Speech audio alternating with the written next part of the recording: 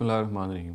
اسلام اور خواتین کے ضمن میں جو ایک بہت اہم غلط فہمی جو عام طور سے پائی جاتی ہے وہ یہ ہے کہ کہا جاتا ہے کہ مسلمان خواتین کو سوائے اپنے قریبی اعزاء اور رشتہ دار کے کسی اور کے سامنے نہیں آنا چاہیے، بلکہ ان کے سامنے ہی رہنا چاہیے اور باقی سب سے ان کو سیکلوژن میں رہنا چاہیے، ان سے الگ رہنا چاہیے، ان کو پردے میں رہنا چاہیے۔ یہ جو نتیجہ ہے، یہ کنکلوژن ہے، یہ غلط فہمی آپ کہہ لیجئے، یہ اصل میں قرآن مجید کی ایک آیت کو غلط سمجھنے کے نتیجے میں پیدا ہوئی ہے۔ وہ آیت سورہ احزاب میں ہے، اور قبل اس کے کہ میں اس آیت کی تفصیل آپ کے سامنے رکھوں، یہ جان لینا چاہیے کہ یہ سورہ ایک بڑی خاص اور بڑی اہم سورہ ہے۔ اس سورہ کے خاص مخاطبین ہیں اور یہ خاص زمانے میں نازل ہوئی ہے۔ یہ وہ زمانہ تھا جب مدینہ کے اشرار اور ان کے جو منافقین ہیں انہوں نے نبی صلی اللہ علیہ وسلم کے اپنے گھر کو اور ان کی جو ازواج مطہرات ہیں ان کی ذاتی زندگی کو ملائن کرنے، ان کو مورلی خراب کرنے کی ایک بہت زبردست کیمپین چلائی ہوئی تھی۔ انہوں نے یہ تہیہ کیا ہوا تھا کہ کسی طریقے سے خاندان نبوت کی جو اخلاقی ساکھ ہے اس کو مجروح کیا جائے، چنانچہ اس کے لیے انہوں نے بہت سارے طریقے اختیار کیے ہوئے تھے۔ تو سب سے پہلے تو قرآن مجید نے اس پس منظر کو سامنے رکھ کر ازواج مطہرات کو یہ بتایا ہے کہ وہ عام خواتین کی طرح نہیں ہیں، ان کی ذمہ داریاں بھی زیادہ ہیں اور ان کے درجے بھی بلند ہیں، مگر اس سب کا ادراک کرنے کے لیے ضروری ہے کہ ایک مرتبہ پھر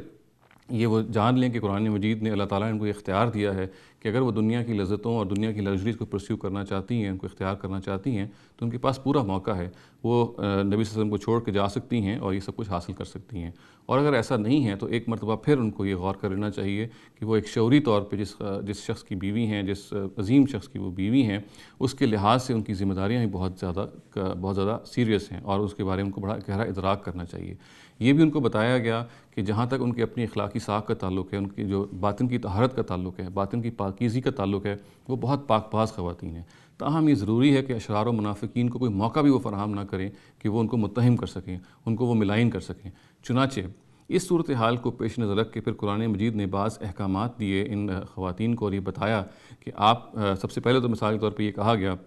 کہ اس طرح کے لوگ جب ان کے گھروں میں داخل ہوتے ہیں تو ان سے نرمی سے گفتگو نہ کریں اور ان کو یعنی یہ بتا دیں ان کی اپنی گفتگو سے کہ اگر ان کے دل میں کوئی لالچ ہے تو یہاں اس کی پنپنے کا، اس کو سکسیس حاصل کرنے کا یہاں پہ کوئی موقع نہیں ہے۔ پھر اسی طرح سے ان خواتین کو نبی صلی اللہ علیہ وسلم کے ازواج کو یہ بتایا گیا کہ وہ اپنے گھروں میں ٹک کر رہیں، اور جس طرح سے جاہلی زمانے میں یہ ہوا کرتا تھا کہ خواتین بن ٹھن کے نکلتی تھیں، بن سور کے نکلتی تھیں، اس طرح سے نہ نکلیں، بلکہ اگر ان کو نکلنا پڑے کسی ضرورت کی وجہ سے تو پھر وہ اسلامی تہذیب کا نمونہ بن کر نکلیں۔ اور پھر ان کو یہ بھی کہا گیا کہ وہ اپنے گھر میں اللہ تعالیٰ کی جو حکمت نازل ہو رہی ہے اور اللہ تعالیٰ کی جو ٹیچنگز ہیں ان کا چرچا کریں اور عام مسلمان خواتین کو ان کی تعلیم دیں، اور یہی ان کے منصب اور ان کی جو مقام ہے اس کے لیے زیادہ موزوں ہے۔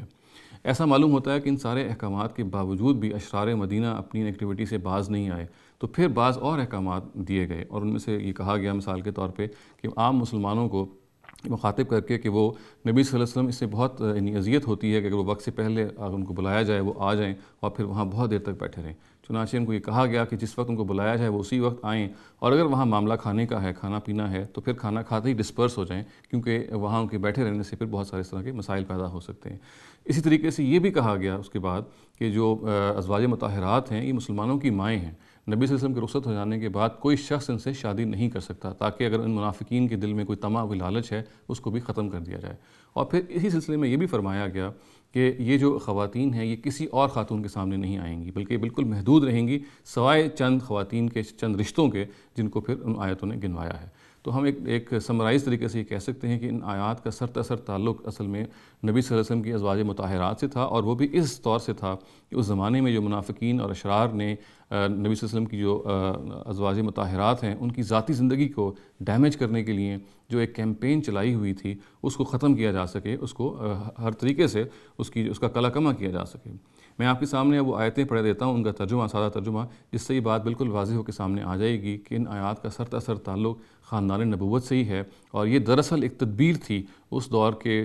اشرار کو اور اس دور کے منافقین کی اس طرح کی ایکٹیویٹیز کو ختم کرنے کے لیے۔ سورہ احزاب میں یہ آیتیں نازل ہوئی ہیں اور ارشاد باری تعالیٰ ہے، میں آپ کے سامنے ترجمہ پڑھ رہا ہوں۔ ایمان والو، نبی کے گھروں میں داخل نہ ہو الا یہ کہ تمہیں کسی وقت کھانے کے لیے آنے کی اجازت دی جائے، اس صورت میں بھی اس کے پکنے کا انتظار کرتے ہوئے نہ بیٹھو،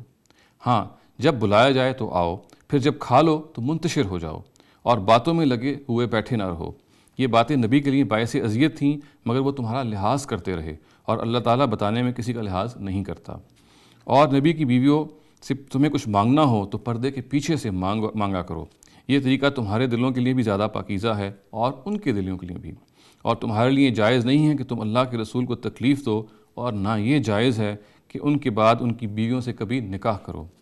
یہ اللہ کے نزدیک بڑی سنگین بات ہے۔ تم کوئی بات ظاہر کرو یا چھپاؤ، اللہ ہر چیز سے واقف ہے۔ ان بیویوں پر البتہ اس معاملے میں کوئی گناہ نہیں کہ اپنے باپوں اور اپنے بیٹوں اور اپنے بھائیوں اور اپنے بھتیجوں اور اپنے بھانجوں اور اپنے میل جول کی عورتوں اور اپنے غلاموں کے وہ سامنے آئیں۔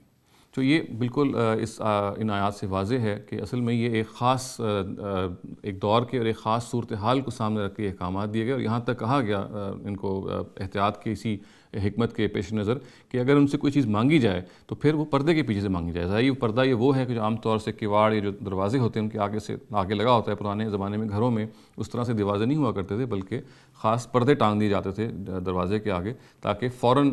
سامنے نظر نہ پڑ سکے۔ تو یہ کہا گیا اس طرح کے لوگوں کو کی ہدایت کرتے ہوئے کہ وہ اگر ان کو کچھ ضرورت پڑ جائے خاندان نبی صلی اللہ علیہ وسلم کے اپنے گھرانے سے، تو وہ پردے کے پیچھے سے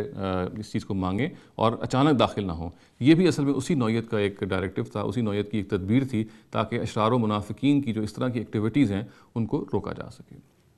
اقول قولی ھذا واستغفر اللہ لی ولکم ولسائر المسلمین والمسلمات۔